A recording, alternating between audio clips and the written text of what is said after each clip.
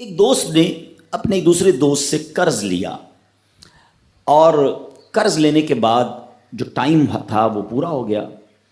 اب پیسے اس نے نہیں لوٹائے. بڑی کوشش کی اس نے کہ بھائی میری رقم واپس دے دیں, اس نے نہیں دیا. اب وہ یہ کیس لے کر عدالت میں چلا گیا اور جج صاحب سے جا کر اس نے کہا کہ اس نے میرے پیسے دینے اور یہ میری رقم نہیں لوٹا رہا.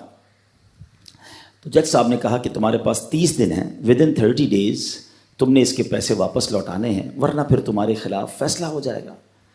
تو وہ شخص گھر گیا. اب اس نے کیا کیا, اس نے صبح سے لے کر شام تک درود پاک پڑھنا شروع کر دیے. 1 دن 2 دن 3 دن 27 دن ہو گئے. وہ درود پڑھتا رہا اور انتظار کرتا رہا. پیسے تو تھے نہیں, 30ویں دن عدالت میں پیش ہونا تھا. 27 دن گزر گئے, 28ویں رات آ گئی. خواب میں اس کو کسی نے آواز دی کہ گھبراؤ نہیں, تمہارا قرض ادا ہو جائے گا. اگلے دن پھر درود پاک پڑھتا رہا. اب نبی پاک کی خواب میں زیارت ہوئی. آقا علیہ الصلوۃ والسلام تشریف لائے, فرمائے گھبراؤ نہیں, تمہارا قرض ادا ہو جائے گا. تم علی بن عیسیٰ وزیر کے پاس جاؤ اور اس سے کہو وہ تمہارا قرض ادا کر دے گا. اب جب صبح اٹھا تو بہت خوش کہ نبی پاک کی زیارت مجھے ہو گئی. لیکن پھر خیال آیا کہ میں اگر وزیر صاحب کے پاس گیا اور انہوں نے مجھ سے کوئی ایویڈنس مانگ لیا, کوئی پروف مانگا, کہ میں کیسے مان لوں تمہیں نبی پاک نے بھیجا ہے, تو اس بات پر تو میرے پاس کوئی دلیل نہیں ہے. اب 30ویں رات آ گئی, آخری رات ہے, صبح عدالت میں جانا ہے. درود پاک پڑھتے پڑھتے سو گیا. سرور کائنات علیہ الصلوۃ والسلام نے خواب میں پھر کرم فرمایا. فرمایا علی بن عیسیٰ وزیر کے پاس جاؤ, وہ تمہارا قرض ادا کر دے گا.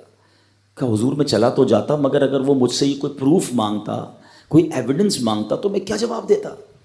پیارے آقا علیہ الصلوۃ والسلام نے فرمایا کہ ایسا کرو, اسے یہ کہنا کہ آپ کا ایک راز ہے جو آپ جانتے ہیں اور رب جانتا ہے, اور وہ راز یہ ہے کہ آپ روزانہ فجر کے بعد 5000 بار درود پاک پڑھتے ہیں, اور جب تک درود پاک مکمل نہیں ہوتے آپ کسی سے بات نہیں کرتے. اب جب صبح اٹھا تو بہت مطمئن کہ اب تو دلیل بھی آ گئی ہے. پہنچ گیا صبح صبح علی بن عیسیٰ وزیر کے پاس. اس کا دربار لگا ہوا ہے. اس نے پیغام بھجوایا کہ میں علی بن عیسیٰ وزیر صاحب سے اکیلے میں ملنا چاہتا ہوں, پیغام لایا ہوں. درباری نے آ کر پوچھا, وزیر صاحب پوچھ رہے ہیں کس کا پیغام لایا ہو؟ کہا میں نبی پاک علیہ الصلوۃ والسلام کا پیغام لایا ہوں. فوراً وزیر صاحب نے بلا لیا. کہا فرمائیے. کہا مجھے میرے آقا علیہ الصلوۃ والسلام نے کہا ہے کہ آپ میرا قرض ادا کر دیں. میں 3000 دینار کا مقروض ہوں. Today is the last day in the court. آج مجھے کورٹ میں پیش ہونا ہے. اگر آج میں نے اپنا قرض ادا نہ کیا تو مجھے جو ہے وہ سزا ہو سکتی ہے. علی بن عیسیٰ کہتا ہے میں بالکل آپ کا قرض تو ادا کر سکتا ہوں, مگر مجھے کیسے پتہ چلے, کوئی دلیل ہے, کوئی پروف ہے کہ آپ کو نبی پاک علیہ الصلوۃ والسلام نے بھیجا ہے؟ کہتا ہے ہاں, خالی ہاتھ نہیں آیا, آقا نے دلیل بھی عطا فرمائی ہے. اچھا بتائیے کیا دلیل ہے؟ کا دلیل یہ ہے کہ آپ کا ایک راز ہے جو صرف آپ جانتے ہیں اور آپ کا رب جانتا ہے. 5000 ٹائمز ڈیلی آپ درود پاک پڑھتے ہیں فجر کے بعد, اور جب تک یہ درود پورے نہیں ہوتے آپ کسی سے بات نہیں کرتے. آپ ذرا پہلے تھوڑی دیر کے لیے امیجن کریں کہ جو وزیر 5000 بار روز درود پڑھتا ہوگا وہ عاشق رسول کیسا ہوگا. اس کی تو لاٹری نکل آئی نا, وہ تو خوشی سے جھوم اٹھا, کہتا ہے مرحبا یا رسول اللہ, میرے درود پاک قبول ہو گئے, بہت خوش. اب ابھی بیٹھے ہیں آپ, کمرے میں گیا, واپس آیا اور 3000 نہیں 9000 دینار لے کر آیا. کہتے 3000 تو نبی پاک کا حکم, مرحبا یا رسول اللہ, 3000 اور لیجئے, آپ نے اتنی اچھی خبر مجھے سنائی, اتنا پیارا خواب سنایا, آپ کے قدم میرے گھر تک آئے, اور 3000 مزید لے جائیے, اس سے اپنے بچوں کے لیے کوئی کاروبار شروع کیجئے, اور ایک وعدہ بھی کیجئے, زندگی میں آئندہ جب بھی آپ کو کوئی ضرورت پڑے گی نا, آپ میرے پاس آئیں گے, میں آپ کا بھائی ہوں. اب یہ دیوانہ بڑا خوش ہو کر عدالت پہنچا. اچھا everybody expecting over there, سب یہ سوچ رہے تھے کہ یہ اس نے آج گرفتار ہی ہونا ہے, کیونکہ تھا ہی کچھ نہیں اس کے پاس, پہلے ہی کہہ دیا تھا کہ میں کولیپس ہو گیا ہوں. اب عدالت میں جاتے ہی اس نے 3000 دینار جج صاحب کو دے دیے کہ صاحب اس کا میرا قرضہ ادا کر دیں, میں جو ہے وہ اپنے قرضے سے بری ہونا چاہتا ہوں. جج صاحب ہوتے ہیں, انہوں نے کہا قرضہ تو ادا کر دیں گے, پہلے بتاؤ پیسے لائے کدھر سے ہو؟ تم تو کہتے تھے پیسے نہیں تھے تمہارے پاس, اتنی بڑی رقم کیسے انتظام کی؟ اب بھری عدالت میں گویا اس نے زبان حال سے یہ کہا کہ اتنا دیا سرکار نے مجھ کو، اتنی میری اوقات نہیں، یہ تو کرم ہے ان کا، ورنہ مجھ میں تو ایسی بات نہیں۔ اب اس نے بھری عدالت میں پورا واقعہ سنایا کہ میں نے تو کچھ نہیں کیا، آقا خواب میں تشریف لائے، میں وزیر صاحب کے پاس گیا، انہوں نے یہ پیسے دیے۔ سنو اس زمانے کے جج بھی کیسے ہوتے تھے، وہ جج دوران عدالت اپنے کرسی سے اٹھ کر کمرے میں چلا گیا، تھوڑی دیر بعد جج صاحب واپس آئے اور 3000 دینار اس کے ہاتھ میں دیتے ہیں۔ کیا سارا ثواب علی بن عیسیٰ لے جائے گا؟ میں بھی تو آقا کا امتی ہوں، تمہارا قرضہ میں ادا کرتا ہوں۔ اچھا، اب جس نے کیس کیا تھا، سبحان اللہ، کیا ماحول تھا، کیا انداز تھا، کیا دل تھے، وہ بھی تو دیکھ رہا ہے، کہتا ہے میں بھی تو آقا کا امتی ہوں، رکے ذرا، کاغذ قلم دیجئے، بندے کو میں قرضہ ہی معاف کر دیتا ہوں۔ اچھا، قرضہ ہو گیا معاف۔ اب جو 3000 جج صاحب نے دیے تھے، وہ بندہ کہتا ہے جج صاحب ہوں واپس لے لو، میرا تو قرضہ ہی ادا ہو گیا۔ تو جج صاحب کہتے ہیں جو پیسے آقا کے نام پر نکال دیے میں نے واپس نہیں لینے، یہ سارے تم ہی لے جاؤ۔ اب یہ 12000 دینار لے کر یہ عاشق رسول جھومتا ہوا اپنے گھر پر جا رہا ہے۔ اے میرے پیارے اسلامی بھائیوں، ایک رات پہلے ایک سنگل پینی اس کے پاس نہیں ہے، اور اگلے دن 12000 دینار ہیں۔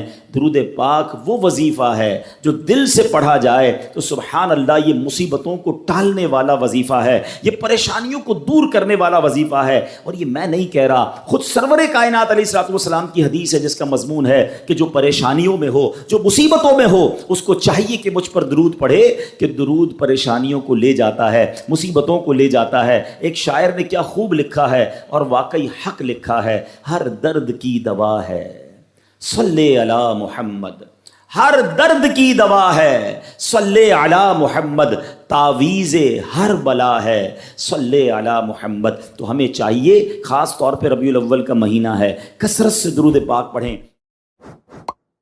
اسلام کی تعلیم اور اشاعت کا سلسلہ شروع کیا تو مکہ مبارک میں جتنا عرصہ رہے اس وقت تک بھی مسلمان بیت المقدس کی طرف رخ کر کے عبادت کرتے تھے۔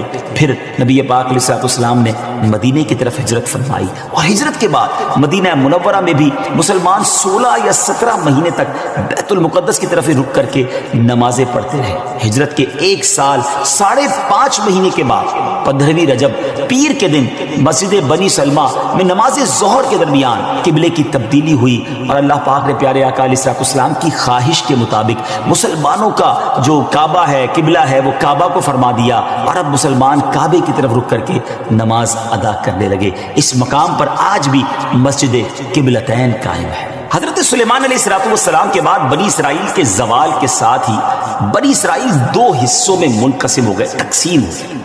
ہیکل سلیمانی کی عزت میں بھی کمی آ گئی۔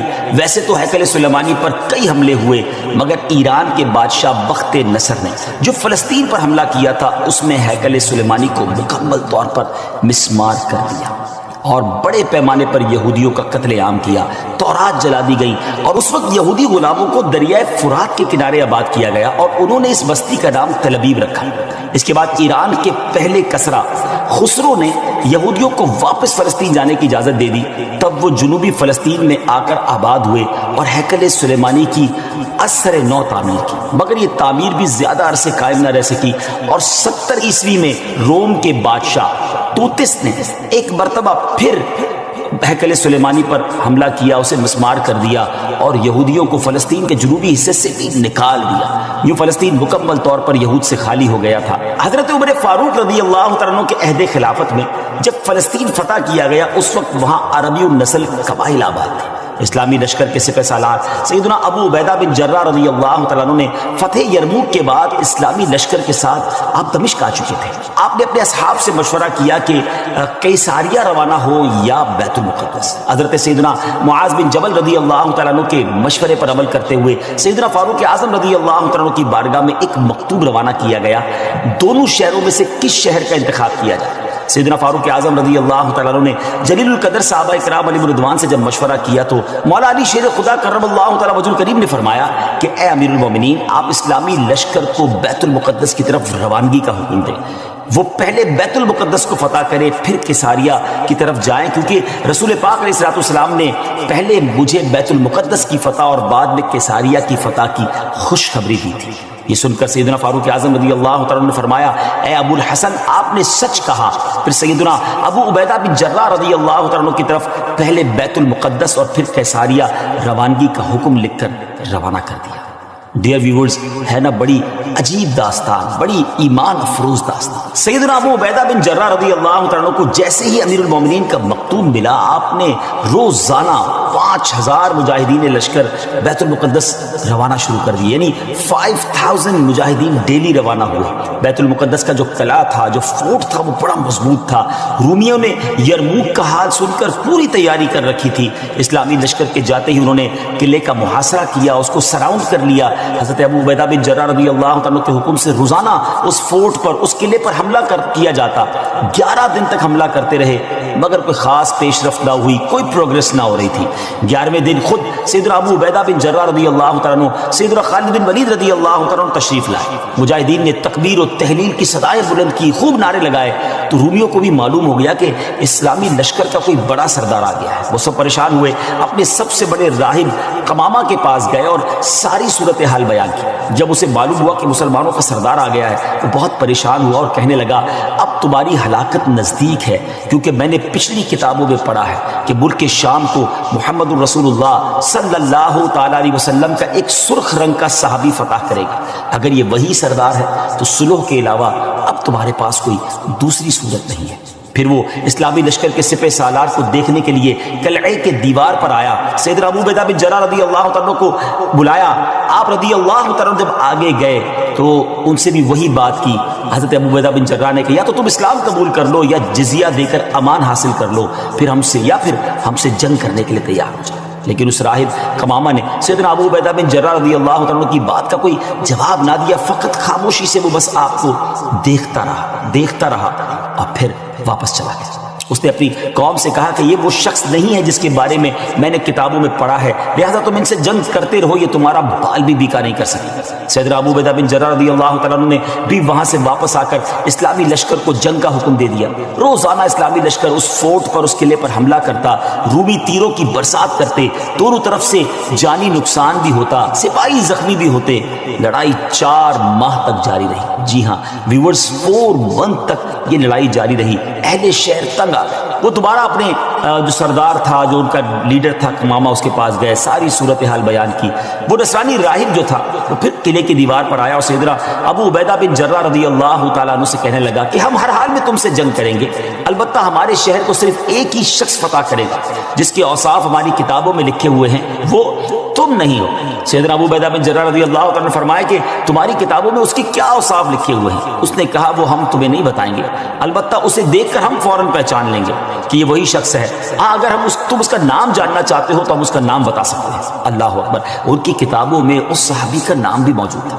آپ رضی اللہ تعالیٰ نے فرمایا کہ ٹھیک ہے، تم اس کا نام ہی بتا دو۔ اس نصرانی راہب نے کہا کہ جو شخص ہمارے اس شہر کو فتح کرے گا وہ محمد الرسول اللہ صلی اللہ تعالیٰ علیہ وسلم کا صحابی ہوگا، اور اس کا نام عمر بن خطاب ہے، جو فاروق کے لقب سے مشہور ہوگا، اور وہ نہایت سخت گیر ہوگا، اللہ کے کاموں میں کسی ملامت کرنے والے کی ملامت کی پرواہ نہ کرے۔ سیدنا ابو عبیدہ بن جراح رضی اللہ تعالیٰ نے جیسے ہی یہ سنا